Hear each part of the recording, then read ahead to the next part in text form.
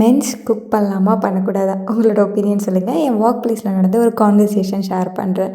North Indians நிறைய பேர் என் கூட ஒர்க் பண்ணுறாங்க. அவங்க ஒருத்தவங்க சொன்னாங்க, இந்த மாதிரி வீட்டில் வந்து நாங்கள் சாப்பிட்ட பிளேட்டு கூட கழுவ மாட்டோம். என்னோட அம்மா இல்லைன்னா சிஸ்டர் இந்த மாதிரி தான் வாஷ் பண்ணுவாங்க. எல்லா ஒர்க்குமே அவங்க தான் பண்ணுவாங்க அப்படின்னு.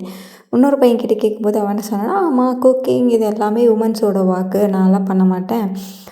சரி வேணால் என் மேரேஜ் ஆனதுக்கப்புறம் என் ஒய்ஃப்க்கு வேணால் இந்த தேவையான மிஷின்ஸு எல்லாமே மிஷின்ஸே இப்போ பார்த்துருதுல்ல, அதெல்லாம் வாங்கி கொடுத்துருவேன்.